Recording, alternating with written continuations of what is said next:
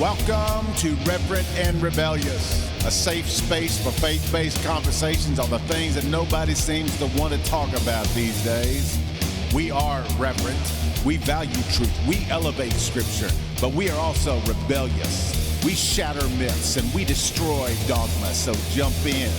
Join us, Logan, Pat, and me, the brother Peter, as we get reverent and we get rebellious. What's up, everybody? Merry Christmas to all. Christmas, yes, because by the time this comes out, Christmas will be over. it'll be over. Yeah, so I hope everybody had a really good Christmas. Yeah, so Christmas we're just- Eve. We need to say Happy New Year.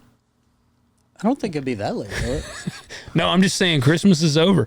My grandfather used to say it would be the end of the day on Christmas Day, and he'd say, well, Christmas is done come and gone again. And so, I love it. Last year I took our yes. tree down day of Christmas. See, the day that's- of Christmas? That's Yeah. just that's excessive. Come on, man. because you hate your children. You do. No, I hate my living room being cramped. You just want to steal joy from. You're the That's it. Grinch. Yeah. it. That's why I'm not wearing a Christmas sweater. Yeah, I know. Peter and I both are decked out. We're in a Christmas mood. Yep. So, we had something very interesting happen this last week. Uh-oh, what happened? We got our first negative comment. What? We Yeah. did. On We did. YouTube? Yep. And it's cool because if anybody can push back if they want to. Oh, we yeah. welcome it. We've actually kind of been waiting for this for a while. Dang, and I missed it. I've been the one that's like, come on, I I want know. one. Yeah, now we got it. Our new friend, the Invisible Man in Black, Yep. solid name. He says, a lot of what is being said here is awfully wrong. I highly recommend, when talking about any subject, especially Freemasonry, that you actually grab some credible books instead of grabbing sources that hold no weight. Also, Alec Jones is not a brother. To which Peter responded, he said, what degree Mason are you, sir? And from what region do you hail?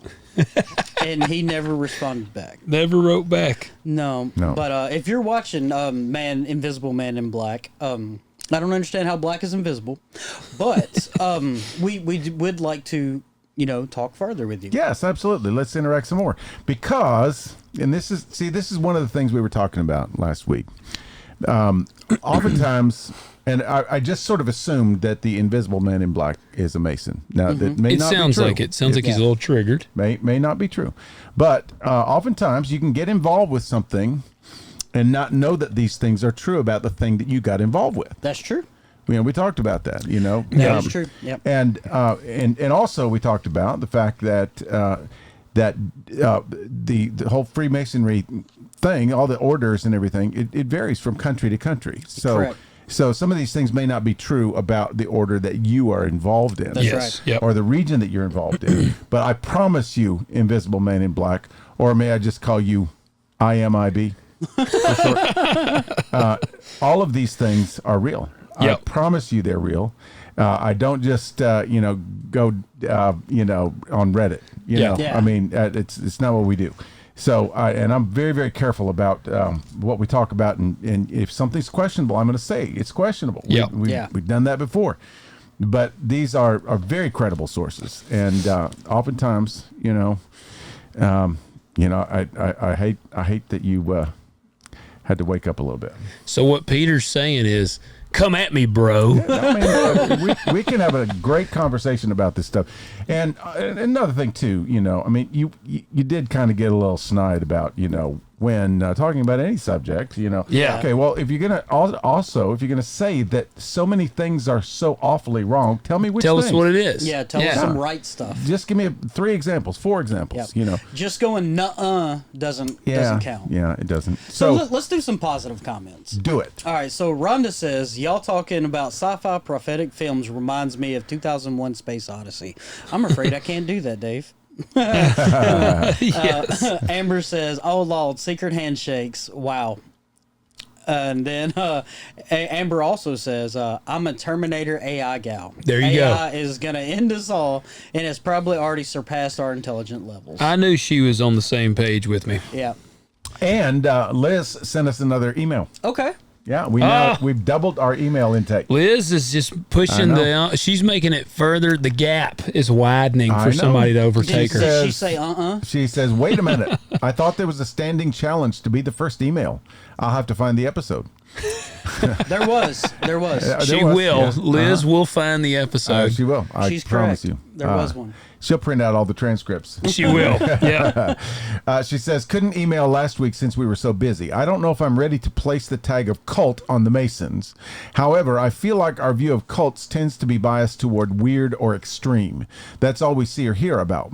Their concepts of truth remind me of my truth, your truth. And that's exactly. Yeah, I agree. Yeah. I also never thought of the Masons as an organization that extends beyond the U.S. All this reminds me of being lukewarm. That's a very, very good point. It is. She said, I've had a few Masons in the family and one Eastern Star. Never knew they were Masons till their funerals. Wow.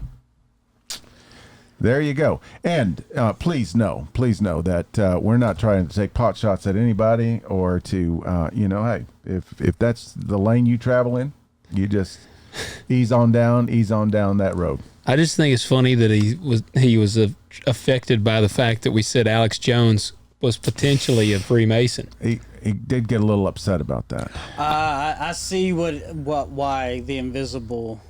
Yeah, I look too. Yeah, he's got a lot of Jay-Z on here. A lot of Kanye West. Oh, did we step on some Illuminati toes? I think we probably did, just a little bit. He might have been the one that messaged me on Instagram telling me to join the Illuminati and all the money I'd make. Okay. Could be. Okay. And the last video on one of his playlists is about African Israelites. Oh, man, that just gets better and better. Yeah, so maybe we're stepping on a few toes. Multiple toes. It's okay. Because we have, we have an episode about that. We do. We do. And you could probably, you might think a lot of things on that are awfully wrong, but I'd like to hear about it. I really would. Well, look, and that's the good thing about Peter. Peter is our fall guy. That's exactly right. We're just the meatheads. Yeah. Pat and I, we're like the dimwits, and I'm like the dimwit of the dimwits. So, I say stuff, you never know what I'm going to say. But now Peter's very calculated. Yeah. And, when he says something, it's been researched. When I say something, I've either asked my AI bot or I may be just going off of my general thoughts. Yeah. So I just always think I'm right.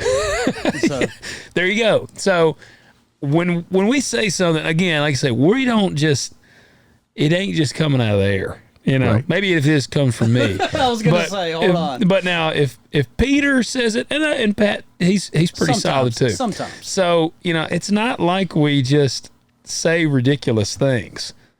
We can typically always point you to a resource of, all right, here's where we got this. Yeah. And we can show you. And that's the funny thing too is much of, in fact, this was one of the challenges of studying on the Masons, is that it's hard to find stuff that doesn't come from the Masons. That's right. Yeah. And so much of the material, especially about the symbols and the rituals and the different offices, that comes straight from the Masons themselves. Which is a little biased. Well, I don't care what it is. You look throughout the course of history, did anybody ever come out and say, hey, we're wrong, but we're going to promote this? That's right. I don't care who but also, it is. Also, when we see these symbols and these rituals and these offices and these robes and aprons and things like that, we're looking from the outside in. And, pardon us if it looks a little ridiculous. Yes. I know from the inside looking around, it doesn't seem nearly as ridiculous because things. You're in it. Yeah. And to double down on that, we would love to hear what we got wrong. Oh, absolutely. Absolutely. Because if we got something wrong, we need to make a retraction. We do. Yeah. Know what it is. It wasn't really an apron. It was, a welding helmet. Whatever.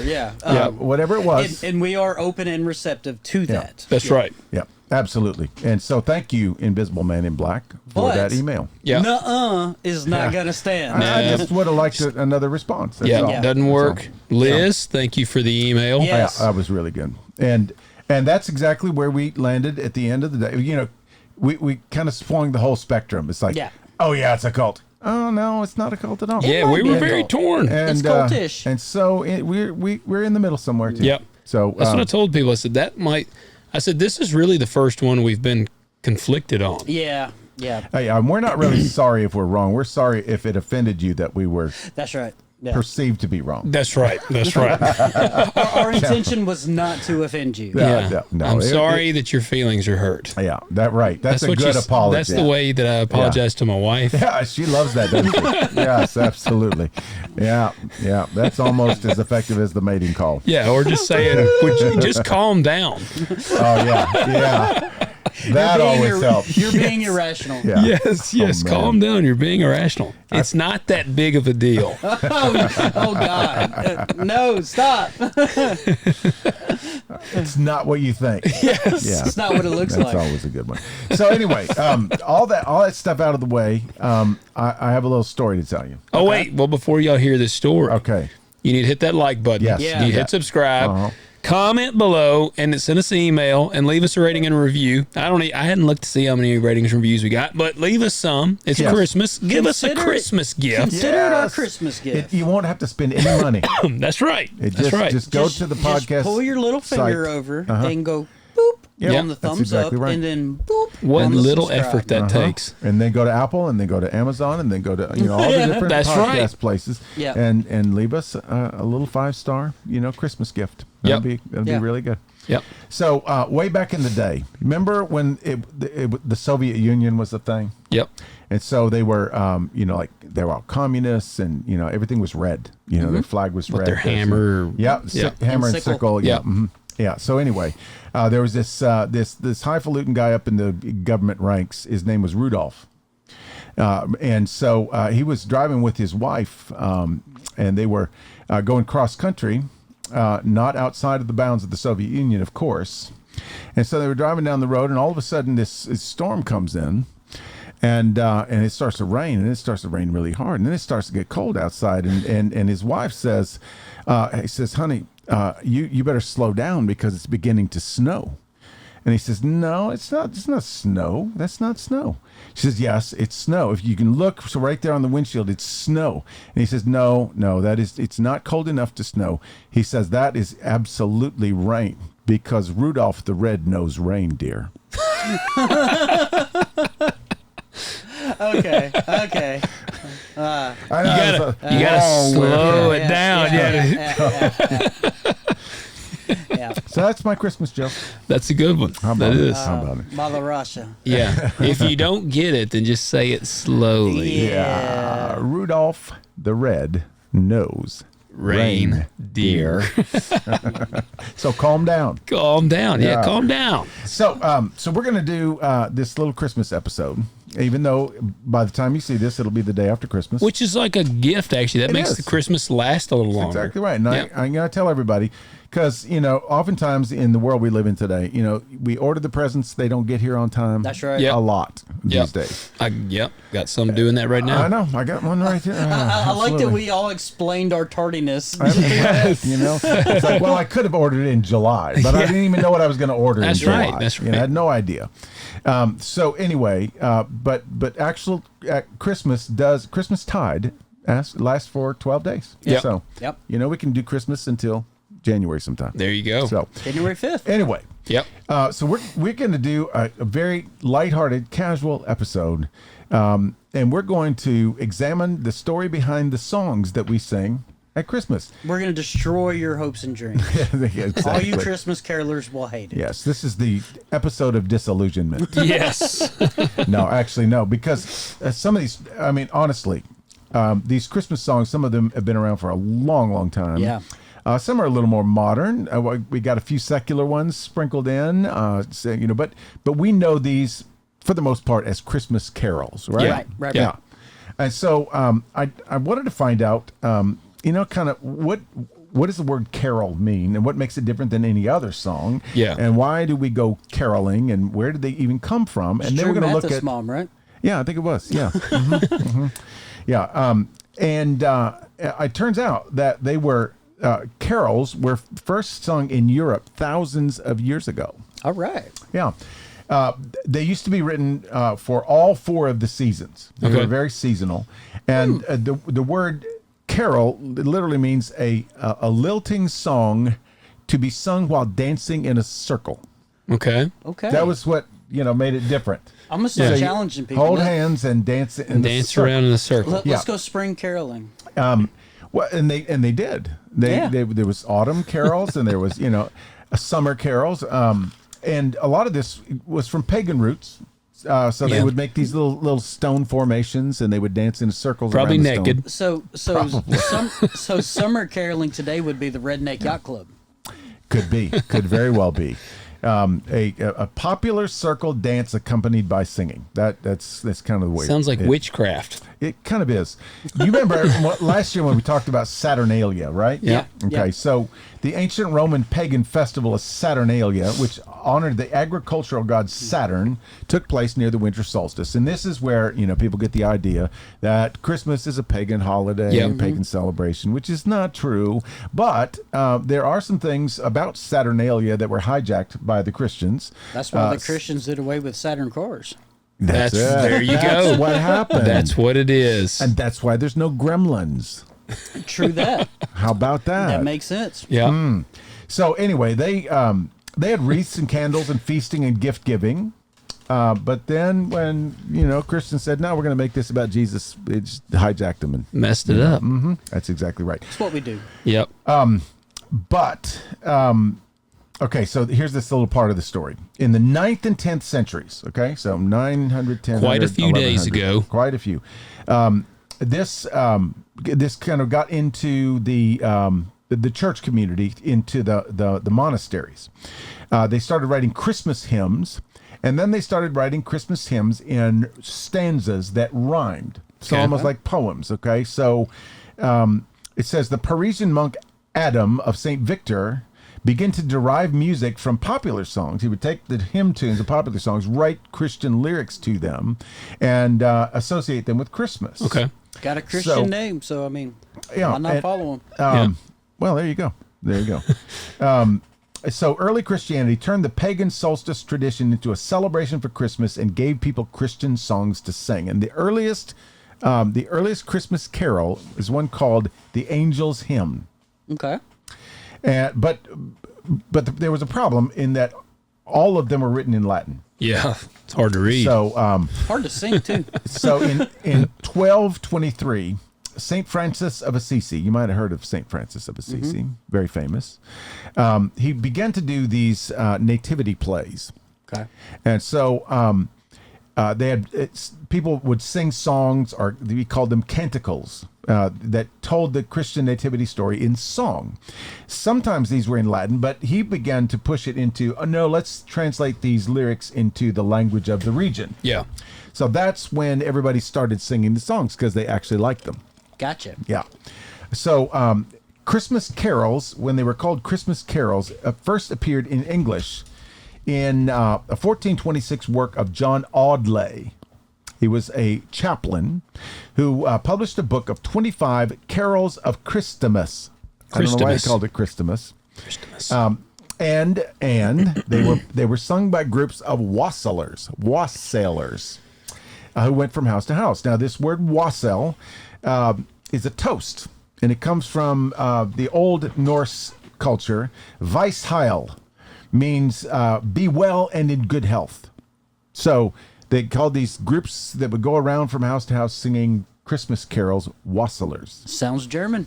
Would they toast to them? Well, they would, and in fact, they concocted this hot drink, and they called it wassail. Okay. That's what you drink for be well and in good health. Wonder what it was. Toddy toddy. It had to be some, alcohol in it somewhere because, their water wasn't too good back in the 1200s. Yeah. So pretty much everybody stumbled Just around. drunk all the time. Yeah.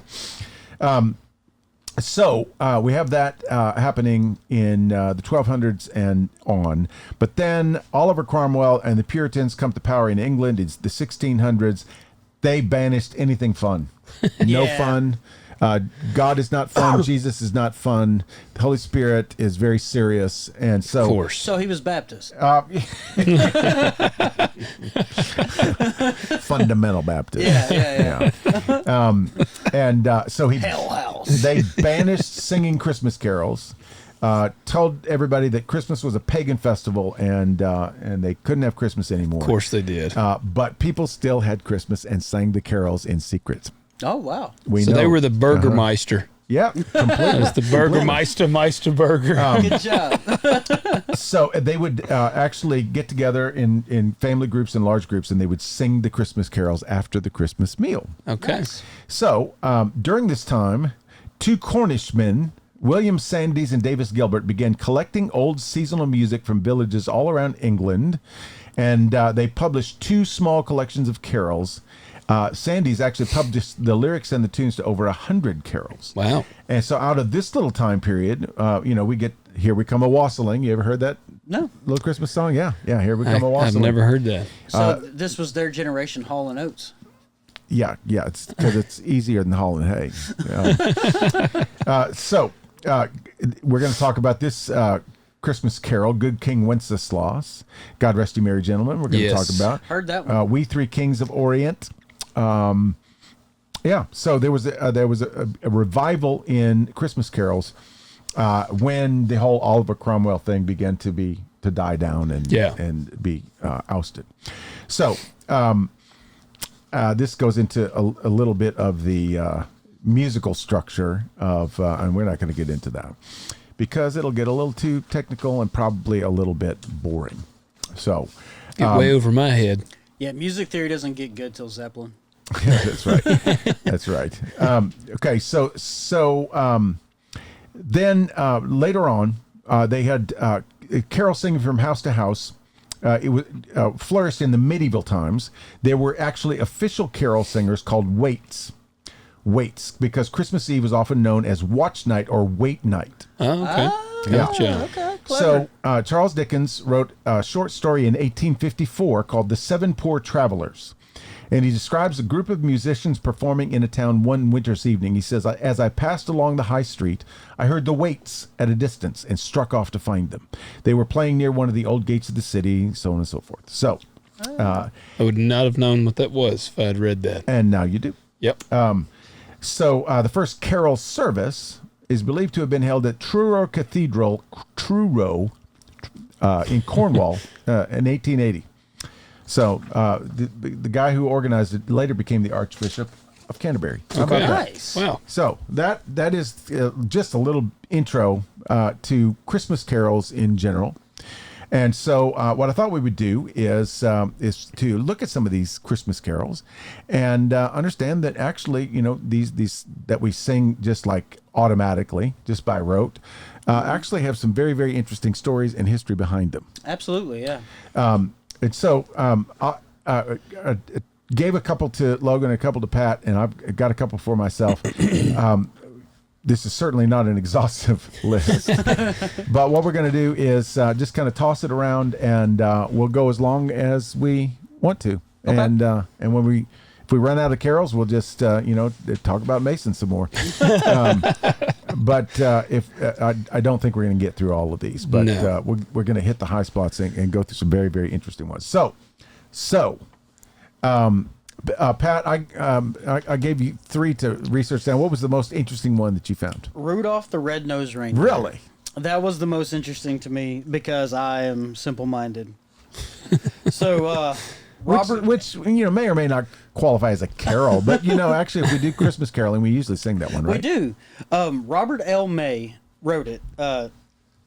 Early in 1939, May's boss at Montgomery Ward asked him to write a cheery children's book for Christmas shoppers. Okay. All right, suggesting it should be an animal story with a character like Ferdinand the Bull, which was recently released as a short film by Walt Disney. Prior to that time, Montgomery Ward had been buying and giving away coloring books for Christmas. So he was a fun guy. Yeah. But it was decided that creating a book of its own would save money and a nice goodwill gesture. All right, and so... Now, have you ever been to a Montgomery Ward store? I have not. And what about you? I don't think so. No, because you guys are way too young. We had Montgomery Ward. My grandpa used to call it Monkey Ward. Is that like went the to Monkey Sears Ward. or something? Yeah, it was all in one. They had a lunch counter. Yeah. It was a glorious place to go. I mean, it was, just like going to Sears and some of those. It was, Yeah. It was one. They had everything. They had just one of everything. So anyway, they used to give out coloring books. Okay. Isn't that what you just said? Yeah. Good. Okay. Good. I didn't know that. Yeah. It's cool. So, in writing Christmas Giveaway, May had accrued a lot of debt in his life. Really? Yeah. And so in writing the Christmas giveaway, May decided to make a reindeer the central character because it was a Christmas animal. And it sort of had an ugly duckling who had a lot of heart to make it with Santa. He drew on memories of his own painful, shy childhood when creating his Rudolph story. He was bullied as a child? He was. Gotta be, yeah. He was bullied and picked on. He and his then 14-year-old daughter, Barbara, together with Montgomery Ward artist Denver Gillen, visited Chicago Lincoln's Park Zoo one Saturday to get a better idea of what Rudolph might look like. Working at home in his spare time in his office, May wrote the book in about 50 hours. He finished drafting each part. He would read it to Barbara when Evelyn died, which is his wife. In July 28, 1939, May's boss offered to relieve him of the project and have someone else finish it, but May declined. On this day of his completion, I called Barbara and her grandparents into the living room and read it to them. In their eyes, I could see that the story accomplished what I had hoped. So this was actually not meant to be a song. No, this was initially a poem.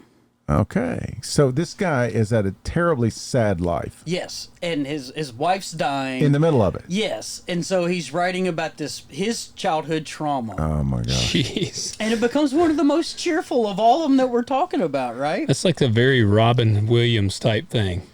But apparently shoppers loved it. 2.4 million copies were distributed. Wow. Wartime restrictions on paper prevented a reissue until 1946. Wow. And in that time, he gave away another 3.6 million copies. It's amazing. So how did it become a song? Well, in 1946, May received an offer from RCA Victor, who wanted a spoken word version of the poem. Okay, and at the encouragement of Wilbur Norton, the vice president, Sewell Avery gave May the copyright to the poem free and clear. But May had difficulty finding a publisher for what was now a Rudolph the Red-Nosed Reindeer poem. Nobody wanted it. Not with 6 million copies already distributed. It's already, yeah, exactly. All Who's right. going to make money off of that? But the same was true of his RCA 45 spoken word version, narrated by Paul Wing, and the music by George Kleinsinger. Okay. No one wanted it. But in 1948, he persuaded his brother-in-law, Johnny Marks, to write the words and music for the His brother-in-law? his brother-in-law, Johnny Marks. Man. That sounds like a musician, doesn't it? Oh, yeah. Johnny March. Johnny Marks blazing in on the charts. Yeah. And now Johnny March coming to the stage. Yes. And it was initially turned down by vocalist Bing Crosby, Oh, wow. Dinah Shore, and it was finally recorded by Gene Autry in 1949. Oh, Gene Autry. Whose wife persuaded him to sing it. Wow. So, like, it's funny is because Bing, we all know him as the crooner. Yeah. And Dinah Shore was another huge name. And then Gene Autry, the actor, right? Is Was Gene Autry in World War II? I don't know. Who was the actor that got the Medal of Honor? It wasn't Gene Autry. Talking about Audie Murphy? Audie Murphy. Yeah. Yeah. There you go. But I thought Gene Autry was in World War II. This is crazy though, because Gene Autry was the singing cowboy, right? Yeah. So it was a big deal. But this is one of the handful of Christmas songs that actually made it went to #1 on the pop charts. Yeah. Yep. And here's the wild thing about Johnny Marks. Johnny Marks went on to write a whole bunch of hit Christmas songs. He found his niche. Yeah, he wrote "Rockin' Around the Christmas Tree." Oh, I love that song. He wrote "A Holly Jolly Christmas." Yeah. He wrote "Silver and Gold" for Burl Ives. Yep. And this is crazy. He wrote the popular music to "I Heard the Bells on Christmas Day," which we're going to talk about in a Okay. second. Yep. It's just. He was a It's just Jew, crazy. too. I know. That's the other That's crazy the best thing. part. He was a Jew, I and he know. wrote all the Christmas songs. Yeah. Maybe he celebrated Christmas. Maybe he was an. I think he celebrated from his mailbox. Yeah. And he got all the. I was gonna say maybe he was Yeah. just not a orthodox or practicing. I just whatever. found that story so cool though, because it started off as the poor guy working in a department I know. store, and this guy's like, "Hey, we need a Christmas book." I And so wonder- he writes this poem, and think about it. 3 million in the 30s, and then So, a turnaround of basically 4 6 million million. in the Yeah. 40s. Yeah. That's Yeah. like almost 8 million I know. copies. That's crazy. And nobody wanted to touch it. Yeah. Well, it's because He had it an didn't- outdoor shower. And then Gene Autry, of all people, were like, yeah, my wife's is on me. Yep. It's my Christmas present to her, so I'll do it. And honestly, Yep. I mean, Gene Autry was already pretty famous by that time. Oh, absolutely. Yeah. But I mean, Gene Autry wouldn't be all of Gene Autry without Rudolph the Oh, Red-Nosed man, That's yeah. fact. Yeah, it's iconic. Fact, Yeah. yeah. That's the version that you hear today. It is. Right? It is. Yeah. If a different version comes Yeah. on, I change it. That's true. That's true. Absolutely. Yep. I'm a classic stickler. I am too. For certain things that are iconic, they have to be the original. Yep. The Christmas song, Nat King Cole Oh, is for the sure. singer. Yeah. You Yeah. don't like the Kenny G version? Nope. What you mean? No. Nat King Cole for sure. Absolutely. He's the man. Yeah. It's just kind of like, who's going to sing What a Wonderful World? Yeah. But Louis Armstrong. That's right. I don't know if I've ever heard anybody do No, it. I have. I've heard a lot not of good. versions of it. Dude, But yeah, I can't imagine. It's not good. Okay, so let's go to I Heard the Bells on Christmas Day. All right. Okay. This is one of my favorite stories. Do you know this song very well? No, I don't really. I mean, I know it, but I it's not one that Okay. that I know very well. So I want to read the words to you. I was going to read them at the end, but I think you need to hear the words right Okay. now. This was written by Henry Wadsworth Longfellow, Okay. who also wrote, the Paul Revere thing, and Yep. he's super famous. He was already famous by this time. He wrote the "Listen to the Tale of the Midnight Ride" of Paul Revere. Oh, Yeah, okay. Yeah. I mean, you could probably Google it right now and come up with a laundry list of things, That he famous wrote. poems. He was Yeah. Justin Yeah. Timberlake of his day. Yeah. So he wrote this poem. Again, wasn't originally supposed to be a song, but he wrote this poem on Christmas Day in 1863. Okay. This was a very dramatic time in his life because he had been in a deep depression for 2 years. Okay. In fact, he was afraid that he might have to go to what they called an asylum. And get a back then. lobotomy. Yeah, maybe. Sanitarium, they called it something, it's a Good place. Metallica song. Because what happened in 1861 is his wife, Fanny, died. Oh man. Yeah, she was sealing envelopes with hot wax by an open window. These were gifts that she was giving out. Okay. Sealing them with hot wax. Some of the wax fell onto her dress, and the wind fanned it into flame, and her dress burst into flames. Burn her alive? Yeah. Wow. Oh man. Henry heard her screaming, and he immediately jumped in, and he tried to smother it with a blanket. That wasn't working, so he threw himself on top of her and tried to beat out the flames. And he finally got them out, but she just barely lived through the night. Oh, She died the next morning. dang, that's terrible. Yeah, and his face was so badly burned, that's why he grew the beard. Really? Yeah, and it wasn't just to cover the scars. It became too painful to shave. Yeah, I can imagine shaving Yeah. scar tissue. Yeah, Wow. yeah. And That is awful. I know, it's terrible. And La la la la la la la la la. and no, and he's there's a He did have a pretty epic beard. oh, it's amazing. That's a Yeah. glorious beard. It is. He's known for his beard, and Yeah. it came out of He out looks of like that. Santa Claus. He does. So he wrote in his diary that Christmas of her death. He said something along the lines of, peace on earth for everyone else but me. Wow. Wow, man, what a bummer. Yeah, and so he did not celebrate Christmas. That's He- wild yeah. that a tragedy from yeah. Christmas spurred. These are the a exact Christmas- words. I know. A Merry Christmas, say the children, but that is no more for me. That's Wow. those his Man. exact words. Yeah. Dang. He wrote this poem about Fanny Francis. It's called The Cross of Snow. And the poem goes, in the long sleepless watches of the night, a gentle face, the face of one long dead, looks at me from the wall where round its head the night lamp casts a halo of pale light. Here in this room she died, and soul more white never through martyrdom of fire was led to its repose, nor can in books be read the legend of a life more benedict. There is a mountain in the distant west that, sun-defying in its deep ravines, displays a cross of snow upon its side. Such is the cross I wear upon my breast. These 18 years through all the changing scenes and seasons, changeless since the day she died. Wow. So that was 18 years after her death? Yep. So he was still mourning, but then in 1863, early 1863, he was a staunch abolitionist, but that's Civil War. Civil War is going on. His son Charlie had decided that regardless of his father's wishes, he was going to join the fight. So he ran off to Washington without telling anybody to enlist in the 1st Massachusetts Artillery. So he's a Yankee. Yeah, absolutely. And they were so impressed with him that they promoted him very quickly to lieutenant. Right on. But he quickly became disillusioned by war. He says, they may talk about the gaiety of a soldier's life, but it strikes me as pretty earnest work when shells are ripping and tearing your men to pieces. Yeah. So in November of that year, his unit was engaged in a battle. He was shot. The bullet went through him from back to shoulder, nicking his spine.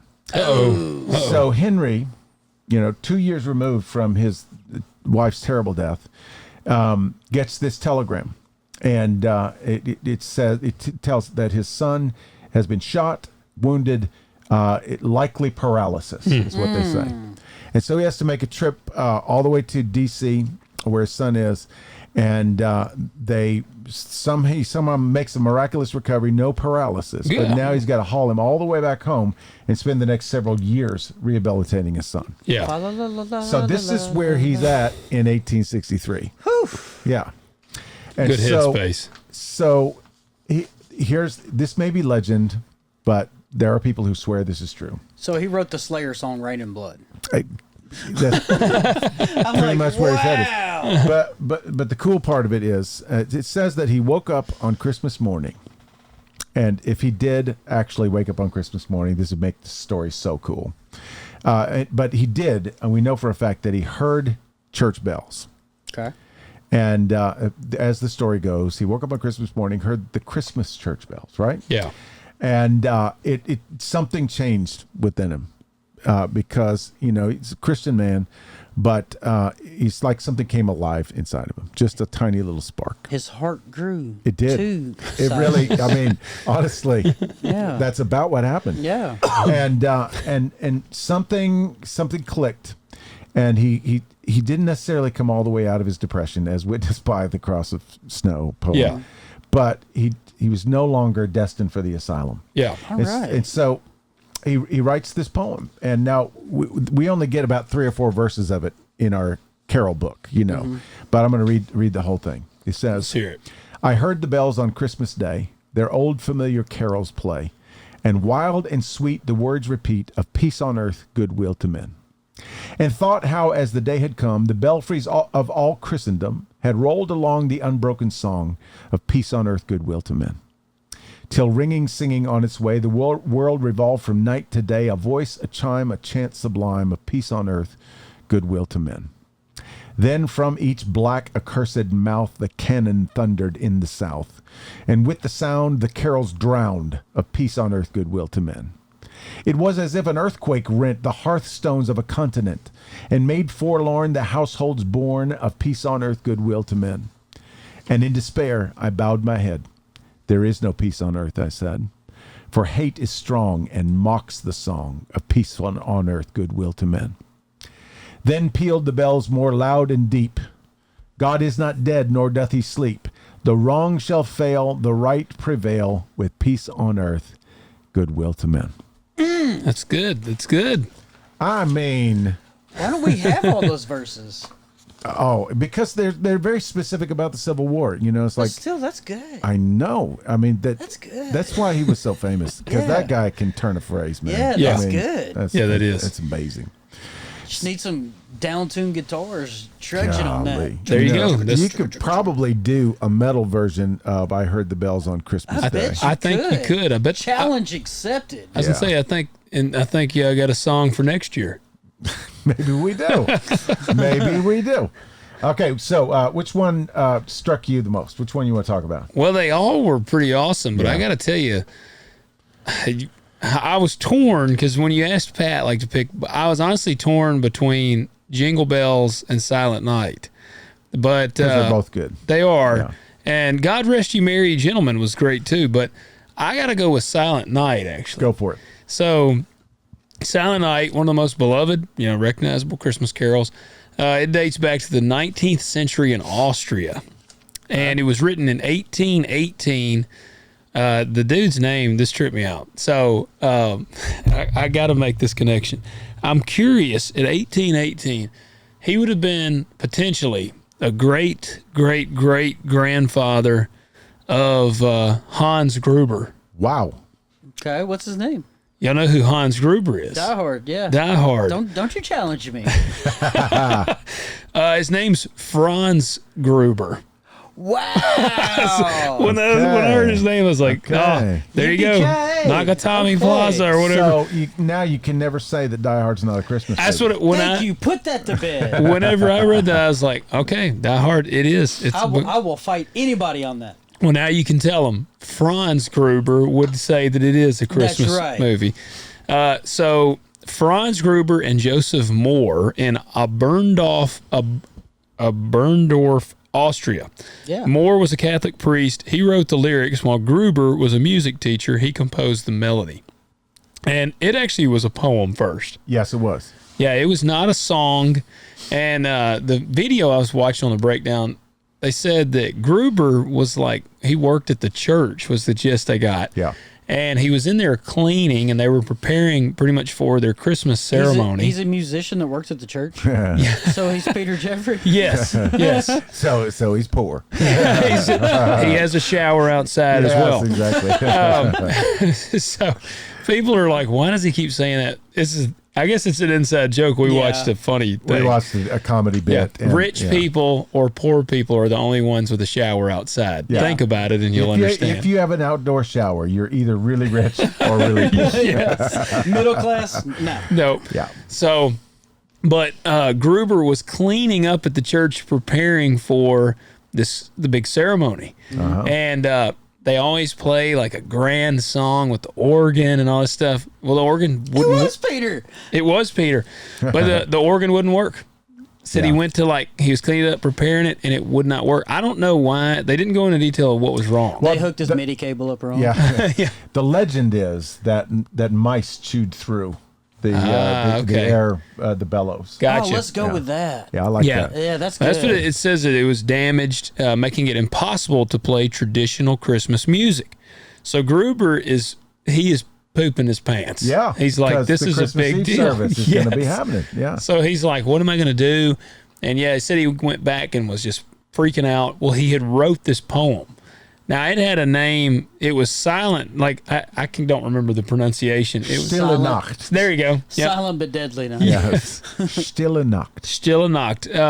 He wrote that, so he kind of goes with that, and he goes to Mohr, and he's like, all right, can we make this into a song? Yeah.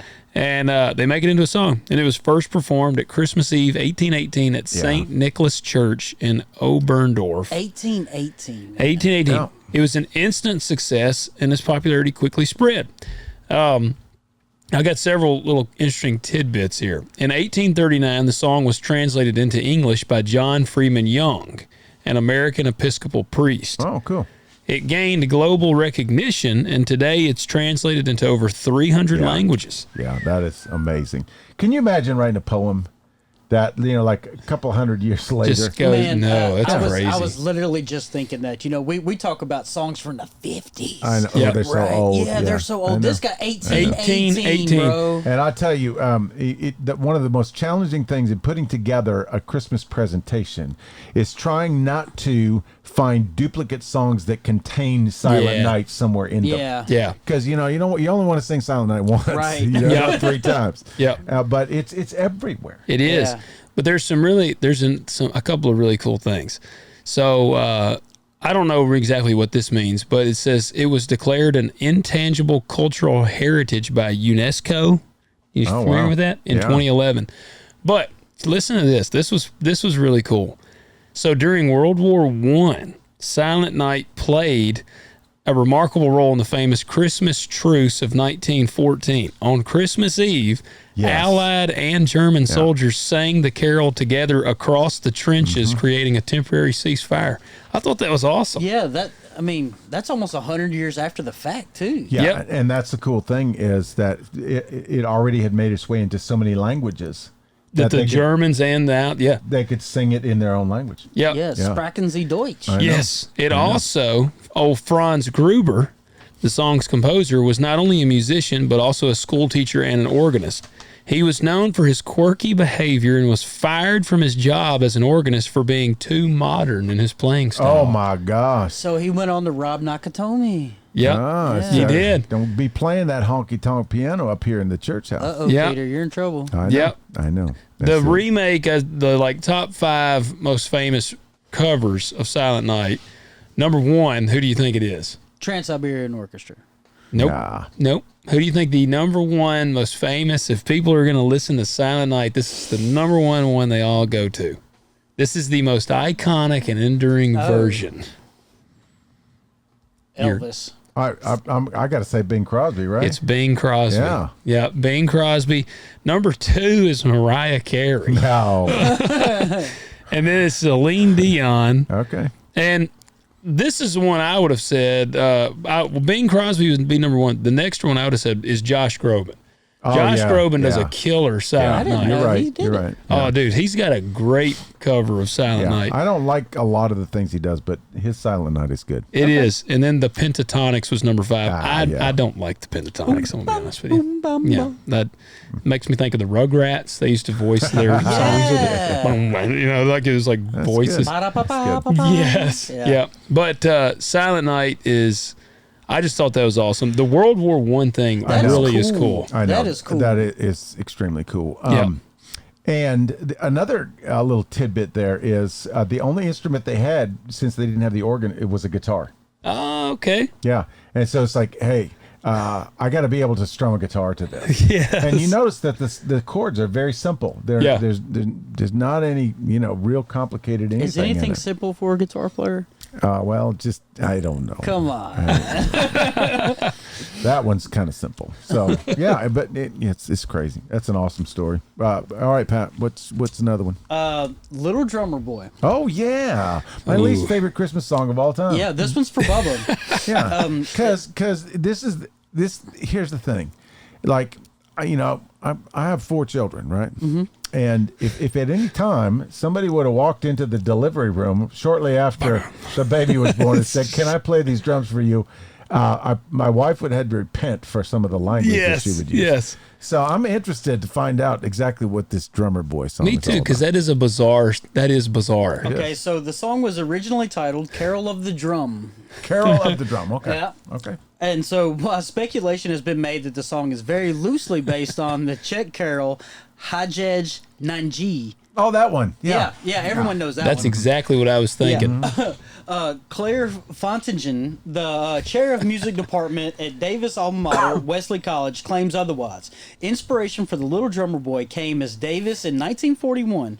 One day when she was trying to take a nap, she was obsessed with this song that came into her head and was supposed to have been inspired by the French song Pas de Pan. Patapan. Yeah, that And- actually is a lesser known. It's fairly popular. And then Pas de Pan translated Christmassy. in her mind as Pa Rum Pum Pum Pum. Wow. Okay. And it took on a rhythm. The result was Little Drummer Boy. Wow. What year did it give a time frame? 41, did you Yeah, say? 41. Yeah. Okay. Carol the Drum appealed to the Austrian tap family singers who first brought the song to a That's wider Sound of prominence. Music. Yep. The Trap family. When they recorded for Decca Records in 1951. Wow. Yep, their version credited solely to Davis, published by Belwin Mills. It was released 1958. It was 3 minutes and 3 seconds long. In 1957, the song was recorded with an altar arrangement by Jack Halloran for his Jack Halloran Singers on their Dot Records album Christmas Is a Comin'. All right, this arrangement is the one commonly sung today. However, the recording was not released as a single that year. In response to this, Dot produced Henry Orianti Okay. who left Dot to become the brand new head of 20th Century Fox Records. Oh, okay. So the guy goes on to be the head of Fox Records and says, by the way, my family did this. Yeah. So here we go. Yeah. So you do got to know people in Hollywood, Yeah. right? you Oh, do. yeah. Yeah. So this was in 1958, and it introduced the song to Harry Simone.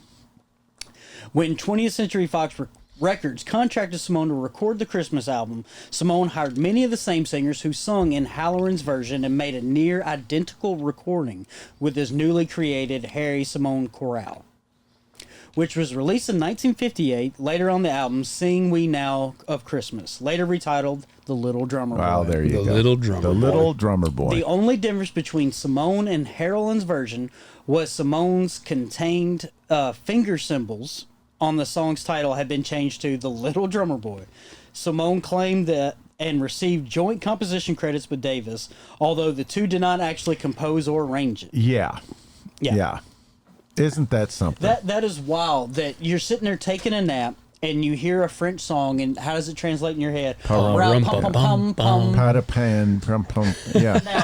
Now, for me, I despise this song. I don't care for it either. I will say I despise it, and every time I hear rum bum pum, I will sing that freaking tune. What about the Over for and King and over. Country version?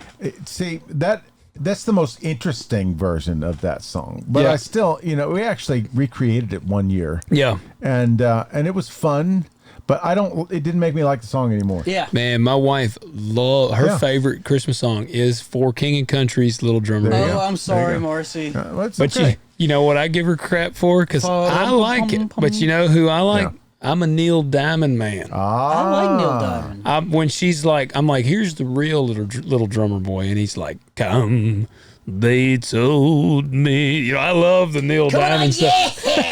Yes, Saving Silverman. Coming to America.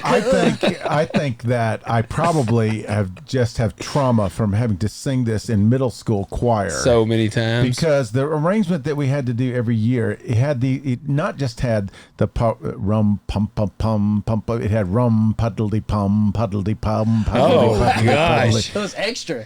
Puddly. Puddly. That would kill it for I me. hated that. Yeah, I don't like that. I was embarrassed standing Yeah. up in front of everybody singing Yeah. puddly pum. Yeah, I don't like that. And I will say this too: the claymation Little Drummer Boy, don't care for it. No. Yeah, no, I'm not. That's one of the because I love Rudolph the Red-Nosed Claymation and I do Santa too. Claus Coming Down. Yep. Yeah, I don't watch the Little Drummer Boy. Little Drummer Boy. Yeah. The interesting thing, though, is the woman who kind of concocted this idea. Later on, she was interviewed in a magazine or something. She said, honestly, really at the heart of the whole Carol of the Drum idea was to bring whatever you had, whatever gift you had, no matter how humble it was, and bring that and offer it to God as Okay. a gift. See, that's good. I know. That is. I That thought is. that was very I good. feel like you can say that in way But better does words. God really want a drum? No. and I think God would prefer real drums as opposed to rum pum pum pum Rum, pum. pum, I think it was supposed to be Carol of the Drumstick, Yeah. because those things are delicious. Yes, that could. Yeah, I agree with that. Yeah. I agree with that. All right, that is an interesting story. So this one blew my mind. Do you know about good King Wenceslas? I don't know about that one at all. Oh man, It only comes up in common conversation. yeah, exactly. A good King Wenceslas went out on the feast of Stephen. that one. Okay, yeah. I don't that's what think it I've is. even heard that. Yeah. Yeah. It is an ancient carol. I mean, it is. Is it older than Silent Night? No, actually. Yes, well, maybe. It's probably written around the same time. Okay. But the story goes back even before then. Yeah. So this is a little bit of a long and involved story, but it's fascinating. Okay, so if you go back to two missionary brothers, Cyril and Methodius, they created a written language for the Slavic people to evangelize Czechoslovakia. So while they were there, they were able to share the gospel with the prince and his wife Ludmilla. You like that Ludmilla. name, right? Yeah. Good name. Ludmilla. Oh, Ludi. If I have another daughter, I'm going to name her that. Ludmilla. Ludmilla. And they became strong believers. Okay, so the Prince of Czechoslovakia and his wife Ludmilla, they were paternal grandparents of Wenceslas, this young boy named Wenceslas. Okay. They were his father's parents. Okay, so Why does Slavic people sound hammered all the time? Ludmilla. Yeah, Ludmilla. I know. When Wenceslas was 13, his father, who was the Duke of Bohemia, Oh, nice. died in battle. Not nice. Yeah, that's not nice. So he moved in with his paternal grandparents, the prince and Ludmilla. Ludmilla. Yeah. It was Ludmilla's idea because she wanted her grandson to grow up under their Christian influence. Okay, so, that's good. That's Good good. on Ludmilla. So here's how the story goes. This is how dedicated she was to Wenceslas. She planted a tree in his name when he was just a baby, and the tree was watered with his own bathwater. Wow, that is All right. oddly dedicated there. Yeah. And Ludmilla's a champion. supposedly 1,000 years later, it still stands. Okay, so Do they still use his bathwater? hopefully. They wash his skeleton and So now we get this other character, Drahomira. Drahomira. I was gonna say that's yeah. Sounds like a Conan character. That's his mother. Now, What? That's his mother's name? Drahomira. She was intensely pagan, as were all of her people. Of course. And she found out about this Christian upbringing thing, and She she was did not not like having it. That's exactly right. So, and these are all royal families now, keep in mind. To add to the tension, Drahomira was ruling Bohemia in place of her husband until Wenceslas was old enough to take his father's place. So she got some power. So, to get Wenceslas out from under his grandmother's influence, she arranged for Ludmilla to be strangled to death Oh man! with Come her on. own scarf. Whoa! Dang! Yeah. So Wenceslas now has to go back to his mother's care and all of the pagan traditions. But That took a hard right I turn. know. So they did it. Yeah. Oh, man. Yeah, they Wow, did. I did Dang. not see that coming. Color And- me interested. And so he goes back to live with his mother, but he never loses his Christian faith. My man. He practices it behind the scenes, undercover. So in 922, they found out about this diabolical plot to have her strangled, and Drahomira is banished. Who banishes her? Apparently, the rest of the the royal court, whoever Okay. So then Wenceslas becomes the rightful Duke of Bohemia when he's 18 years old. Wow. This is the wild thing. His first act as the new Duke of Bohemia, Just to Chop down sing a tree. rhapsody. he remembers the commandment. Yes, that's exactly right. He gets behind the Blue Devils. No, he remembers the Oh, commandment. Bismillah. He remembers to honor your father and your mother. And so he forgave his mother and brought her out of banishment. Wow, that's a good dude. Look at him. Kindness and generosity extended to rich and poor alike. That's what he was known The for. power did not go to his head. He gave shelter to homeless people. He bought freedom of slaves, especially slave children. He invited missionaries to Bohemia. And that's where we get the idea of good King Wenceslas, even though he's never a king. He was a duke, but that doesn't It doesn't sing as well. sound as No, good. Good Duke Good Wenceslas. Duke. No. It sounds like you're calling your dog. Good Duke, yeah. Yeah, good Duke. yeah. Do you think this is legend, or were people just better than us back then? Well, apparently there is some truth to this story. Now, how much it's been embellished over the Right. centuries, I don't know. But apparently, these characters are real characters in history. Man, So, that's cool. That is. so that's what this carol is just about how good he was. Yeah. It tells the story of a cold, bitter night when Wenceslas and his page or helper notice a poor man gathering firewood. The kind-hearted king asks where the man lives. He lives against a faraway fence, and so the king instructs the page that they will go that very night and provide the man with a meal. And along the way, the page gets tired. He says, "I can't go on another step," and he says, "Walk in my footsteps," because the snow is really Yeah. deep. Okay, This dude's got to get like his head chopped off and burned Okay, alive because so- he's too nice of a guy. here we go. I was going to Here we say, go. this has to take some terrible turn. Shot in the because- face with a soldering iron. Because he Yes. has a younger brother. Who's jealous and hates him. He is And did not grow up Christian. That's exactly right. Nah, I knew it. He is Wenceslas the Good. His brother is Boleslas the Cruel. The cruel. Boleslas. I mean, that's what you're known as. That's your name. yeah, you're Boleslas. cruel. The cruel. What do you got to The do to cruel. earn that title? I know, that's what I'm saying. He says it's not fitting for a king or a duke or a person of royalty to mingle with the poor. He's also jealous that Wenceslas has a son who now might rule as the next duke instead of him. Oh, yeah. Yep. So Boleslaus the Cruel invites Wenceslas to a feast at church. Nice. And on September 28th, 929, we know about this day. Yeah. You can point to this day.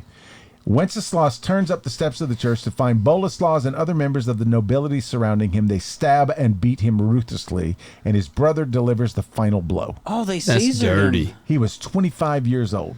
They That is Caesared dirty. him. Good King Wenceslas was buried at the Church of St. Vitus in Prague, Czechoslovakia. I've been to Prague. I have too. It's a beautiful It is place. beautiful. It's amazing. It's the only major city that wasn't bombed in any of the wars. I've been there. No, you haven't. No. A statue in his memory still stands in the Prague city square, and September 28th is dedicated as St. Wenceslas Day. It's terrible. I knew it was going to take some turn. I'm like, none of these It has stories to, are happy. yeah. I know. It I has know. to. And He gets leprosy and his eyes pop out or something. His eyes, like, you know. yeah, exactly. Got ran over by a medieval ice cream truck. Yes. Christmas without. Okay, so here's how the carol goes. It says, "Good King Wenceslas looked out on the feast of Stephen." That's the second day of the Christmas tide. Stephen, Saint Stephen. When the From snow lay, Acts? Okay. When the snow lay round about, deep and crisp and even. Rhymes with Stephen. Even Steven. Brightly shone the moon that night, though the frost was cruel, when a poor man came in sight, gathering winter fuel. "Hither, page, and stand by me, if thou know it telling. Yonder peasant, who is he? Where and what his dwelling?"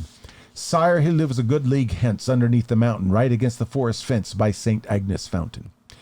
Bring me flesh and bring me wine, bring me pine logs hither." That's what I say to my wife a lot. Bring me pine logs hither. "Bring me flesh, bring me wine, pine logs hither. Thou and I will see him dine when we bear the thither."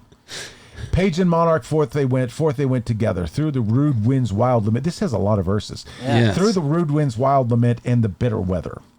Sire, the night is darker now, and the wind blows stronger. Fails my heart, I know not how. I can go no longer.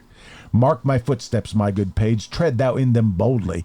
Thou shalt find the winter's rage, freeze thy blood less coldly." Yes. In his master's step he trod, where the snow lay dented. Heat was in the very sod, which the saint had printed. "Therefore, Christian men, be sure, wealth or rank possessing, ye who now will bless the poor, shall yourselves find blessing." That's good. It's not as cool without doing it in the cadence. No, what? Tread my bed, no, no. I love that talking like that. It makes me think, I wish I could remember to do this. In Thor, I remember in the first Thor, he's been like cast to the earth and he's hungry and he like breaks a glass and he goes, "My mortal form grows weary. I need sustenance." And like that's how I would. There you That's go. just such a cool way to talk. Hither, know. the pine. Bring pine thither. Bring pine Bring me hither. pine logs thither. Thither. Flesh and wine. I want to go back to talking like that. How confused should people be? Oh, they would trip out, man. Read the King James version. Can you imagine, Yes. pulling up at the Wendy's drive-thru? How would you order? "Bring me flesh and bring me," I don't know. What's a Wendy's? Big Dave's 3 thither. Yeah. Yes. Cow and swine. Yeah. Thither. Exactly. The roots of a vegetable fried in hot oil. The hottest of oils. The hottest of Thy oils. servant is famished. Yes. My stomach doth blaze with the hunger. Do you take thou visa? I know. That would just be fun. It would. There's these little videos out, and one of them is, all talking about King James language. Yeah. Like Bible language, and it's like, okay, so how do you tell your guest who stayed too long to go home in King James English? I don't know. How? I mean, there's like 15 different people, Oh, that yeah. 15 different ways, and it was pretty hilarious. I'll have to look that up. Away from thee. Yeah, "The night doth linger." The night doth linger. Yeah. All right. You want me to do one? Yes, I Yeah. do. Okay. It's your turn. All right. I'm going to do Jingle Bells. All right. This one. There's a lot more to Jingle Bells than meets the eye. Jingle Bells really shocked me. Again, I went down the YouTube rabbit hole on Jingle Bells, but my notes here. So, Jingle Bells, very old. Again, it was written by James Lord Pierpont in 1857. 1857, wow. Yeah, he was an American composer, organist, and music teacher. He was born in Boston, Massachusetts, and later moved to Savannah, Georgia. So, Jingle Bells was not a Christmas song. It was a drinking song. No, right. really? Yeah. It says it was initially not intended as a Christmas song. It was actually written for Thanksgiving celebrations, but said they would oftentimes, like, guys would gather, drink, and they'd sing Jingle Bells. Wow. And I've got their original lyrics. I'm going to read them in just a second. But he drew inspiration from the sleigh rides he took as a young man in Massachusetts. The song's catchy melody and lyrics captured the joy and excitement of horse-drawn sleigh rides through the snowy countryside. Over time, it became associated with Christmas celebrations, likely due to its winter theme and catchy melody. It gained immense popularity in the late 19th and early 20th centuries. See, that kind of blew me away because it was wrote in 1857. Yeah. And it really didn't start gaining popularity all the way into the 20th century. Yeah. Well, that makes years. sense. I mean, at that point in time, Dad was getting sauced up around the Christmas tree. Yeah. So maybe those 3 songs I wrote when I was 12. Yes. They're going to take off one day. Ready. Yeah, almost ready. They're going to take off one day. It was the first song to be broadcast from space in 1965. Really? Yep. That is cool. That is interesting. I listened to it, like From the space? playback, and it was pretty cool. Wow. Like the quality, I don't know what they played it, or it says they sang it on board, but they're playing it with something. Yeah, it was like they had like I don't know if they had one of them nerdy recorders or something. Oh, wow. But it sounded terrible, but I was like, that is Jingle Bells. How you gonna call it a nerdy recorder, man? Jethro Tull played the flute. That's true. He was like Ron Burgundy, and he's like, I'm not prepared. I'm not prepared. But it's been translated into many languages, become beloved worldwide. All right. Now, I got to read you the original lyrics. I'm interested. So the first few are the same, but then the last ones are just weird or different. So it's dashing through the snow in a one-horse open sleigh, o'er the fields we go, laughing all the way. Bells on bobtail ring, making spirits bright. What fun it is to ride in a one-horse open sleigh. Dashing through the snow in a one-horse open sleigh, o'er the fields we go, laughing all the way. All right, and then it changes here. A day or two ago, I thought I'd take a ride, and soon Miss Fanny Bright was seated by my side. The horse was lean and lank, misfortune seemed his lot. We got into a drifted bank, and we got upside. Upside, yep. Dashing through the snow in a one-horse open sleigh, and the rest there. Why do you know that? I know that verse. Peter, how many times have you been upside? I always question that word. It's like upside. They changed that just to rhyme. So yeah, that was the big interesting facts about it is that it was played in space. That's cool. For those that believe we've been to space, and then Somebody's been beyond the ice wall. Yes. Yeah. I told Pat and Peter I was approached by a flat earther legitimately. Yeah. And he did go into the ice wall. I'm not one to put somebody down. So I just let him have it. I was like, okay, all right. Yeah. And I just was like, hey, man, you never know. And he just, if somebody did that to me, I'd be like, all right, I'd kind of get the hint. Like, all right, they're not really into this. So what would happen if you were approached by a Mormon Mason flat earther? Wow. My head might explode. Honestly. I would invite them to dinner immediately. Yes, that might be the most interesting man alive. Know more. It's like, man, put on your magic underwear. We're going for a sleigh ride. We're going for yes. You're about to what is it? Upsot me. Upsot me. So another fact about this, and this actually, to some people, this tainted the song. Really? But James Lord Pierpont, the song's composer, was a bit of a rebel. Literally, he served in the Confederate Army during the American Civil War, and was he even arrested for being a Confederate sympathizer.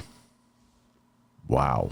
So there was some stuff I even watched in one of the things. I think it said that he may have even owned slaves. So they were saying that it kind of has a little bit of a dark side to I it. mean, the guy might, but the song doesn't. He said that the song is about slavery.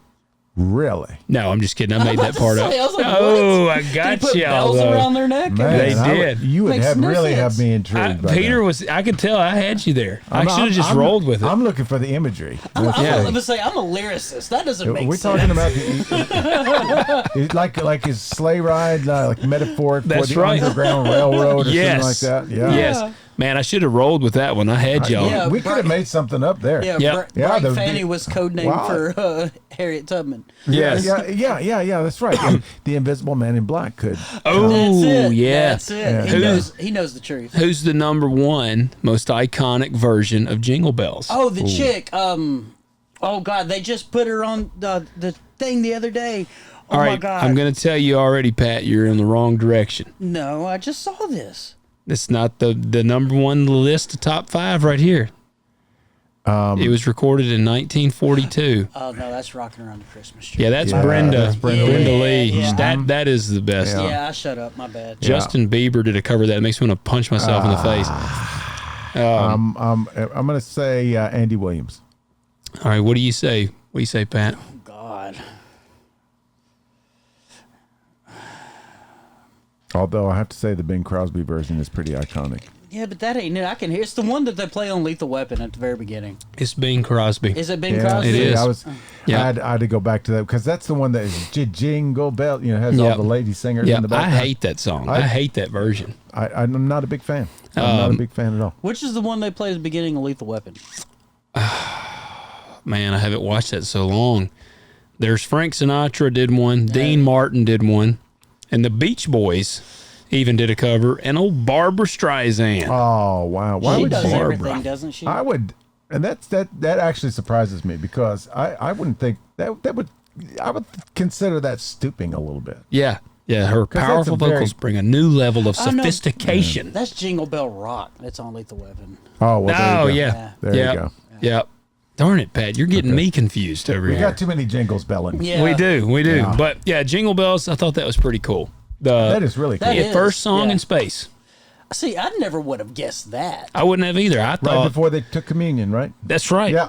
Well, wasn't the first transmission from space on Christmas? Well, I don't know. Was that wasn't the first transmission, was it? No. I don't know, but I remember them saying the prayer over the Earth at Christmas time. Well, that's very Maybe. possible. Maybe. I don't know. I think that was like Apollo 9 or something. Yeah, Okay. man, you may be right. So we're gonna finish with the best one of all time. All right. Okay. All right. And this It's is Feliz Navidad. It is not Feliz Navidad. I don't like Christmas songs that I don't understand the words to because Yep. I'm too lazy to learn Spanish. I don't know what that even means. Yeah. It's it's Merry Christmas is what it is. But because it says I want to wish you a Merry Christmas. I want to wish you a Merry Christmas. Jose Feliciano. Is that what that the That was the artist okay? that popularized it. Yeah. Incredible guitar player and singer. Yeah. Anyway, but we're not going to go there. We're going to go to Oh Holy Night. Oh, that's a good one. It's classic. Yeah. You That like is a that one? classic. Yeah, Yeah, I do too. This has especially when your daughter sings it. I know. That is I know. very She true. Nails it. Yes. But this has the craziest story I think of any Christmas Really? carol. Yes. It's a got bunch to be. of people must have got slaughtered in the making of this No, one. it wasn't. It's just crazy. It's got to be in everybody's top 5, I would say. You can't not. How do you not like Oh Holy Night? All right, I think. What about Josh Groban's version of that? It's pretty good. It's really good. Celine Dion's is off the chain. Yeah. It is really, really good. There's so What many. about Prince's version? No. I don't know that he did a version. Yeah, it was a medley with Little Red Corvette. Yes. Hey, you mashed up "Hold On, I'm Coming" with that. You I could know do I it. did. I probably could. You I could probably do it. figure out a way. Jingle Yeah. Bells did beat out the prayer. It was 65 Jingle Bells was done, and on Apollo 8 and 68, they prayed over the world. And on Apollo 8. So was Jingle Bells the first transmission? It was first song. Wasn't Well, I knew it was transmission. first song, Wasn't but first transmission. Okay, gotcha. I was gonna say if that's the first transmission, that's pretty cool. Sorry, that messed me up. I had to know. Okay, so I've got just a few facts, little known facts about the wild history of Oh Holy Night. Okay, All so right, bring it on. first, it was written as a poem Of course. by an atheist French wine seller. Atheist. Wow. Wow, I did not see that coming. I know. An atheist French wine cellar. The parish priest needed a poem for What Christmas did it write? Mass. It didn't have hands. What? The wine cellar. Sorry, couldn't resist. Nice. Shall we say he was a wine commissionaire? Yeah, the song was written on the calliope. Yeah. Yes. Yeah. Anton. Yeah. Yeah. I wonder what his Christmas songs are like. Oh, I bet they're a lot of When you fun. die, nothing happens. Yeah, that's blah, it. blah, That's it. Yeah. Jesus wasn't born today. It's just another day. Okay, so in 1847, I'm going to butcher this guy's name, but I'm going to try to say it anyway. Say Go it with for it. The confidence. parish priest approached a man named Placide Capot de Roquemar. Yep, that's it. Know it for a That's fact. definitely Yeah. correct. He commissioned him to write a poem for Christmas Mass. Now, I'm assuming that this Placide guy had some sort of reputation for being able to turn a phrase. Yeah. That's the only reason I could think that he would approach him to write a poem for Christmas Mass. Yeah, I mean, I don't Yeah. think you just approach the average, Right. cashier and be like, "Hey, write this." Yeah. So he was the Capot was brought up Catholic, but drifted away from religion. Pretty much denounced it. I mean, let's be honest. Most French people, that's kind of the road they've gone. Yeah. down. Yeah. Many. Little snobbery there. He was known for expressing criticism of the Roman Catholic Church, well earned and well deserved criticism, I'm sure, but was relatively harmless, giving his low position and it says abysmal reach in the town. So he wasn't that important a guy. He was so, a pissant. Yeah, exactly. And Yeah. so he just that's just passant. That's just Placide Capot du Roquemar Is that going Corky off. Romano? Yeah. Yes. Yeah. Passant. Okay, so he was actually shocked by this request, and he was low-key honored by it. Okay. Okay, so this guy sees something in me. Yeah. So he went to the Gospel of Luke because he had heard somewhere in his Catholic upbringing Wait a that the minute. story of Jesus. But he was an atheist. He's read the Bible from front to back. Yeah, that's right. Yeah, He's but they read- got some read good the whole phrases thing. in there. Yeah. All atheists have read the Read Bible. all the peripheral books, read all Yes. the, yeah, exactly. So he goes to the Gospel of Luke and he actually reads the whole thing and studies it. And then he drills down on Luke chapter 2, which is the iconic, the story of the birth of Jesus, the whole thing. And he wanted to put himself in that place. He wanted to imagine what it would have been like to witness the birth of Jesus in Bethlehem. That was going to Yeah. be the anchor of his whole poem. Okay. And so he wrote the poem and entitled it Cantique de Noël, meaning Song of Christmas. So he was so proud of himself. He said, this poem needs to be set to music. This needs to become a song. Yeah. So he had this personal friend, Adolphe Charles Adam. That's his name. And he's Jewish. Okay. So you got an atheist poet and a Jew. and a Jewish That musician. sounds like a joke. An Walk atheist into and a bar. Jew walk into a I bar and know. say, "Let's write a and Christmas they write song." the most iconic Yeah. Christmas song of all time. So this Adam character, he's already famous. He was worked for theater. Very well known. So he feels honored, shocked, challenged by Yeah. this request to compose the music for lyrics in which he did not believe. I was hoping you were going to say he studied Luke and then he got saved. See, I'm almost kind of thinking. That he now, might they're have? not going to say things in articles like this. Yeah. It had to have impacted him in some way. I would think so. I mean, if you read through the whole book of Luke, and then you drill down on that Christmas story, and then you make the focus of your poem, what would it be like to witness that Oh, birth? yeah. You can't I was going to say, you got to have some impact on be your all life the there, way yeah. atheist Yeah. by that time, right? Yeah. And also, too, the musicians have been singing about things they don't believe in for a long time. Look at Kiss, I Was Made for Loving You, their disco yeah. song. Yeah. I mean, Yeah. come on. Well, and the Scorpions were all Germans. They didn't even know what words they were saying. That's right. Right? Yeah, Rocky That Like still a is- Hurricane. that is Yeah, crazy. exactly. I know. What's Yeah, a it's hurricane? funny. They don't have them there. No, they do not. Okay, so despite the challenge, he put his skills to use to compose the score of the tune we know today, note for note, in 3 weeks. He did it in 3 weeks. Wow. That's Dang. impressive. That is. Capot did not reveal his Jewish faith to the parish priest because he thought that might cause a problem. Yeah, Really? They won't accept my music. The parish priest was beyond thrilled with the finished product. Performed the song less than a month later at the midnight mass on Christmas Eve with the help of a Parisian opera singer, as noted on Ireland Down. That's another website. Okay. Was the guy's name Luciano Pavarotti? No, it wasn't. But he also does well when he was alive. He did. I was gonna say he's actually the number one most famous version. I would not be at all surprised by that. Well, yeah, it couldn't have been him because what year was this? This was 1847. Oh yeah, Luciano was in the 90s or it's not 80s or 90s. Mm-hmm, yeah. Okay, Did you ever see any of the Three Tenors? that videos? sounds insanely Oh, my familiar to me. gosh. I've actually listened to Marcy. Not to go on a sidetrack here, Marcy hates it. I will play some Pavarotti sometimes in the car, and she's like, "This, what is this that you are listening to?" But I'm like, listen to it, like I'm like, it's emotional, like it's good stuff. I'll do that with Ennio Morricone. Ennio Morricone. Good, Bad, and Ugly. Did Oh all the yeah, Ennio. soundtracks, Yeah, Ennio Morricone. Yeah. I love some of them. Yeah. So, got some good just like scores. Silent Yep. Night, just like some of these other songs, it immediately spread. You know, everybody was at that midnight mass because, like, what is Yeah. that song? Yeah, still And a hit. Still a hit. They began distributing it. Okay, but the song is rapidly gaining notoriety. This is France, remember? Yeah, Mm-hmm. yeah.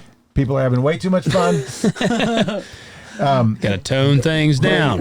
Oui, play it again. The rumor began that Capot had renounced the church for allegiance to the socialist movement. Oh Now, man. See, this is the thing: is they weren't necessarily upset that he'd renounced the church.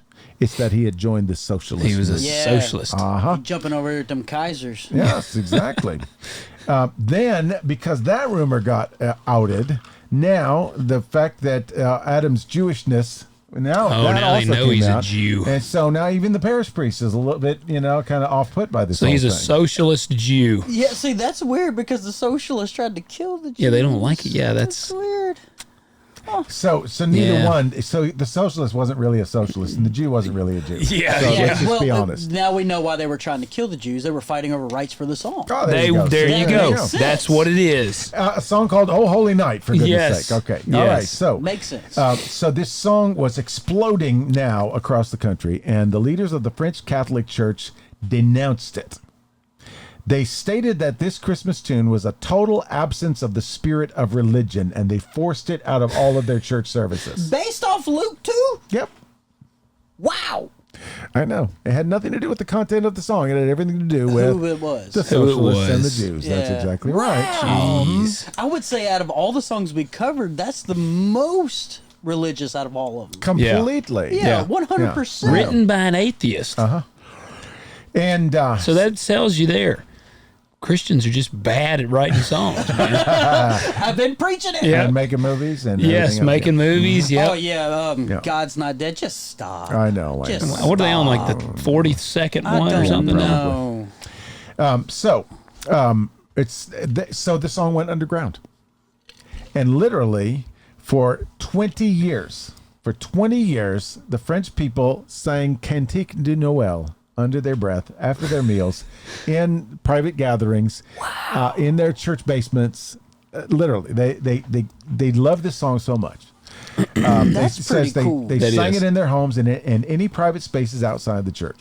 They found the meaningful lyrics and the beautiful harmonies too compelling to ignore. And I have to say, I remember even as a kid, that is the most beautiful melody I've It ever is, heard. in my yes. life. it is. It is And- fantastic. And then you get that big high note at the end. I Yep. mean, it's just absolutely. Okay, so this strange form of rebellion led it straight into the hands of an American writer, John Sullivan Dwight, America. who overheard the song on a trip to France. How did he overhear the song?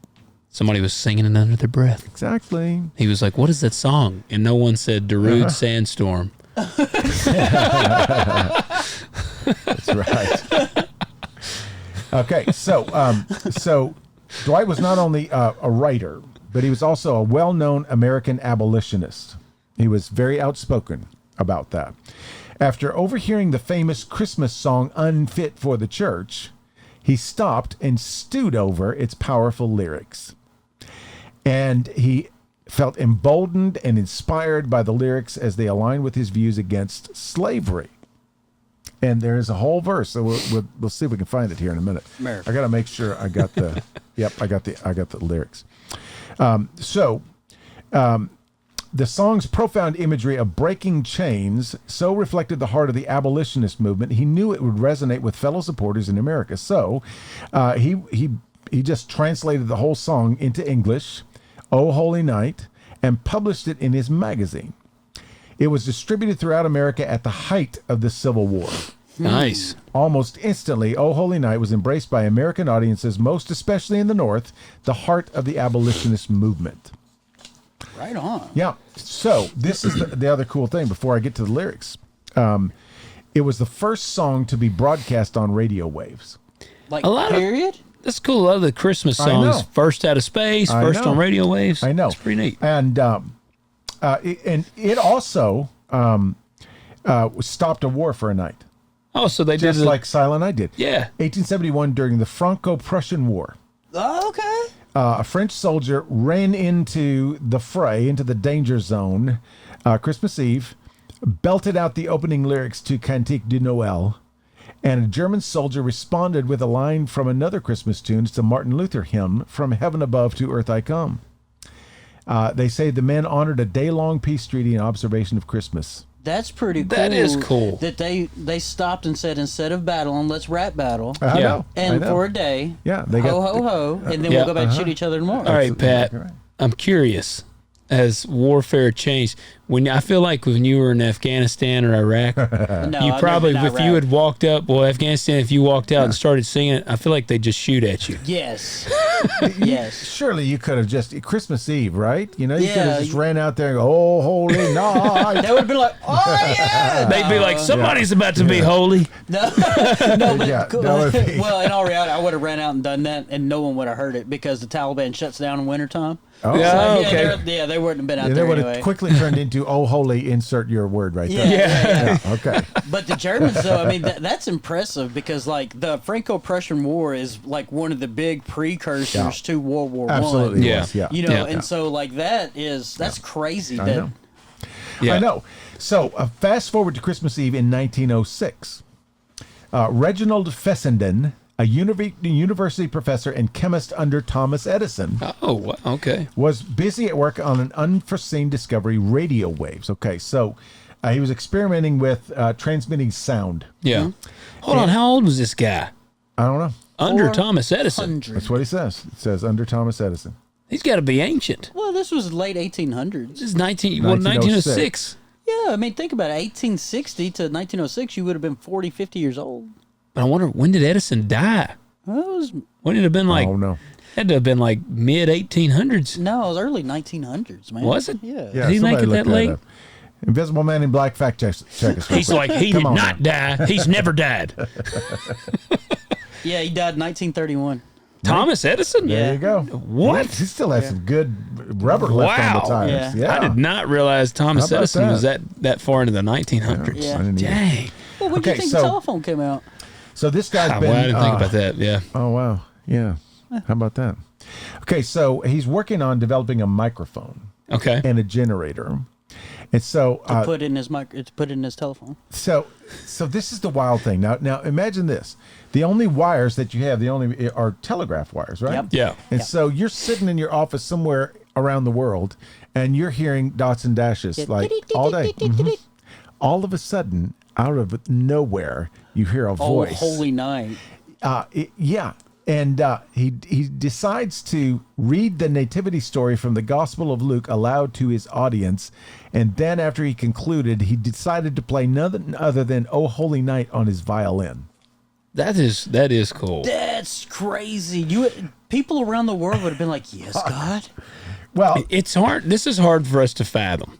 Because, Absolutely is. like, I mean, all of us from the time of our life, there has been phones. oh yeah. Yeah. Like, you know, whether you go back to I can obviously remember the rotary phones, but like we've had radio communication. Oh, sound transmission has not been an issue. No. And Forever. so, but like you think about that, that's crazy. I know. I mean, that is really crazy. And think about this, because ship radio operators telegraph, the wireless radio owners, That's wild. Yeah. They hear this voice coming through where there should be just Beeping. Yeah. reading the Christmas story and then playing "Oh Holy Night" on the violin. Yeah. Could you imagine the next day? It's like, Jesus spoke to me last night. I know. Yeah, it was crazy. Yes. Oh, Joe's sitting there half cocked on his at his post, it's Yes. like, God, is that you? All of them go like this right here. Yep. Yeah. I swear to God, Lord, It's like- I'm done. I'm done drinking. Ain't no harps in heaven. It's all violins. Yeah. I'm just telling you right now. But and I love the way that this guy ends his article. He says, this song, "Oh Holy Night," has touched millions of lives around the globe. What began as a poem written by a wine cellar, composed by a Jewish man, and banned by the church, came to serve as the anthem of the abolitionist movement, its powerful revelation of the evils of slavery, then became the first song to play across the airwaves, and continues to touch people every Christmas season. That Absolutely. is cool. Yeah, and he should have said, "Hey, now here's the number one hit today because it has no competition. It's Oh Holy Night." Yeah. Okay, so listen to the lyrics. We know the first verse. Everybody knows the first verse. "Oh Holy Night, the stars are brightly shining. It is the night of our dear Savior's birth. Long lay the world in sin and error pining till he appeared and the soul felt its worth." Now think about this atheist French guy writing this. This is pretty good stuff. A thrill of hope, the weary soul rejoices, for yonder breaks a new and glorious morn. Fall on your knees, oh hear the angel voices. Love O that night part. when Christ was born, O night, O holy night, O night divine. That's the classic, right? Yeah, that fall on Okay. your knees is the biggest. I love that part, man. Oh. This is the verse we never get, and I think it's a cool verse. "Led by the light of faith serenely beaming, with glowing hearts by his cradle we stand." This is him putting himself. So is this normally not in it? No. So we skip over it. Gotcha. Yeah, it's kind of like, you remember on Sunday night church they used to go, okay, we'll sing the first and third verses. Yeah. First and Gotcha. fourth. Yeah. It's kind of Yeah. like, we never hear it. "So led by light of a star sweetly gleaming, here came the wise men from Orient land. The King of Kings lay thus in lowly manger, in all our trials born to be our friend. He knows our need, to our weakness is no stranger. Behold your King, before him lowly bend." Say, that's verse 2. Here's the controversial verse. All right. "Truly he taught us to love one another. His law is love, and his gospel is peace. Chains shall he break, for the slave is our brother, and in his name all oppression shall cease. Sweet hymns of joy in grateful chorus raise we, let all within us praise his holy name. Christ is the Lord, oh praise his name forever, his power and glory evermore proclaim." What's controversial? Slave is The our slave Is our part. brother. Yeah, but that could. Chains shall he break. I still think that can translate to this day. I think we should bring that back. Oh, when I've done this in the past, when I've done it as a standalone, not in medley form, I've always included that Full-blown, verse. yeah. Yeah, absolutely. Good. In fact, when we were doing the Renaissance program, we did 12 years while I was there of Christmas shows, and I thought you were going to say 12 Years a Slave. yeah, It's a good movie. It is a but good movie.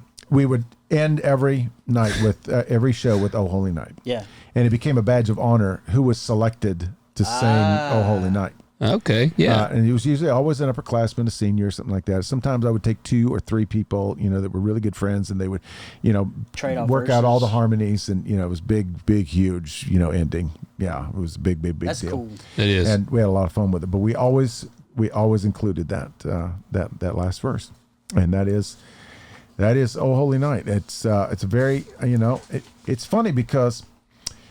You listen to the first part of that song, and it really is remarkable that an atheist could, Yeah. or somebody who was either burned by the church or burned out on church or whatever he Yep. was, could write such powerful and yeah. picturesque kind of language. But then it's funny because in that third verse you can tell that his abolitionist kind of It's kicking in there. politically minded. He's like, you know what? I've written all this good stuff so far. I think I'm allowed a couple of lines for myself. Yeah. And then it Yeah. resonates with this guy Dwight in the U.S. and he does the same thing with it. And boom, there you go. There's "Oh Holy Night." Oh Holy Night is very metal. Yeah. So many of these are. They really are. Yeah. And I mean, so we have several more prepared, but we're out of time, and that's fine because I think this might just be a yearly annual. I think we need to. Christmas episode. I think so. I think we need to do this. I do got to ask you though. All right, so we already said Luciano Pavarotti. Right. That's the number one. Yep.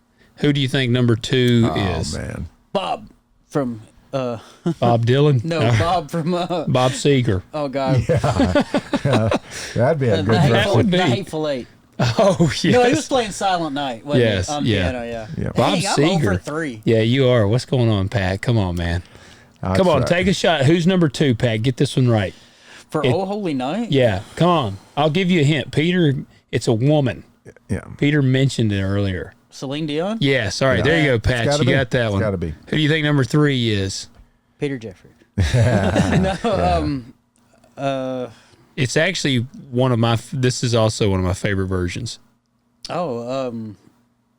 Patsy Cline. No, wait. You're a Rod where are you Stewart guy. coming? No, definitely not. No. Where does he come up with this? Justin Bieber. Ugh, Josh Groban. I was I think gotta you're be. a closet Josh Groban fan. I like his Christmas stuff. I do. And I like his, well, it's Christmas. I was going to say Polar Express. Yeah. I love the movie Polar Express. You know who's oddly missing from that list is Michael Bublé.